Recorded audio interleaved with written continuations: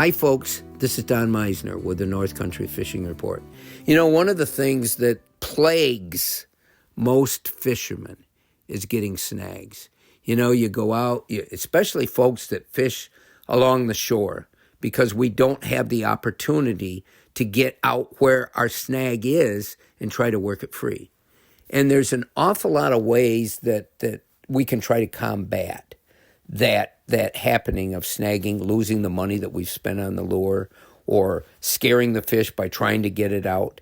And I want to pass on a few tips for you that might enable you to be able to fish the areas that you want to fish a bit more freely where you're not snagging all the times. One of the ways is by using a float.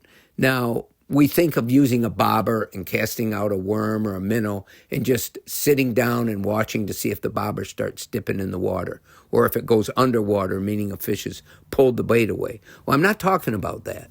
But if you have a little float, and that could be made out of almost any material that you have up the line from your lure, and that float is big enough or dense enough, has the flotation significant enough to keep from being pulled down by the weight of your lure, then what it will do, depending on where you put it on your line, it will keep your lure at that depth.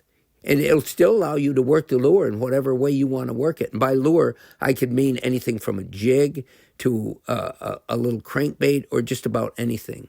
But this is something that you ought to think about because it will enable you to fish a stretch of water where you know those fish are out there. It's probably, it being in our area, it's probably extremely rocky. But this will allow you to keep your lure above the rocks and eliminate a lot of the snagging. There's other ways. You've heard me talk about Texas rigging. Well, Texas rigging is the way you hook a soft plastic, and that soft plastic can look like anything, can be a worm, a crayfish, a creature, could be anything, but the way you hook it. And by taking you have hooks that are designed this way, by taking a 1/0, and that's the size, to a 5/0, depending on, and as you go up in number on the O side of it, they get bigger. So a 1/0 is smaller than a 2/0, which is smaller than a 3/0, and so forth.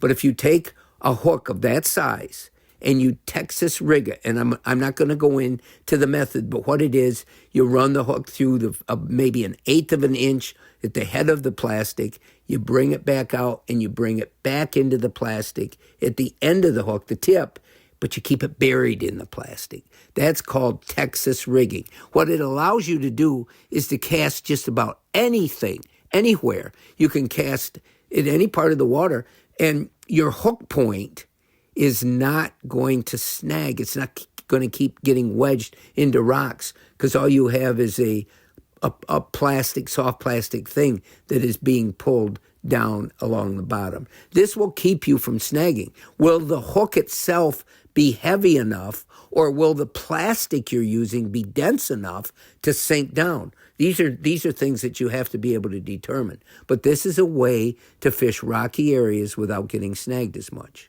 Another way is to use drop shots. And drop shots, and we've talked about that, and I won't go into it, but you have a sinker below. Now, the sinker, you have to choose the shape of the sinker that's going to be less likely to wedge in between the rocks that it's drifting down upon. But by doing this, your bait with the hook, and when I say bait, I'm usually talking about an artificial bait, a jig head with soft plastic attached, something like that. That will be above the bottom because the sinker's on the bottom. The sinker's at the end of your line, and then up your line a ways you tie on your hook and your bait. So this is another way that might enable you to fish these sections easier. Then another thing, now there's going to be times when you want your bait to be on the bottom. It's going to look more natural. Crayfish are crawling along the bottom. They're not swimming freely a foot above the bottom like we can make our lures go. So in this case, it's important.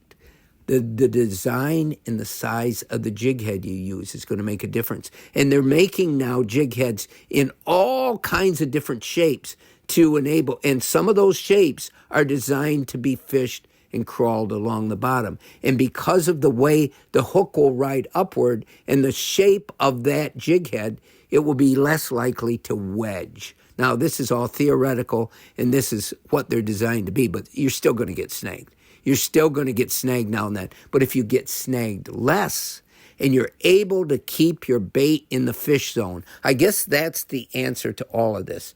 Having your bait be in the fish zone. If the fish are on the bottom, then you want to keep your bait along the bottom. If the fish are suspended up at some level in between the bottom and top, then ideally you want to make your bait stay in that suspended area, and you're most likely going to better be able to get a strike.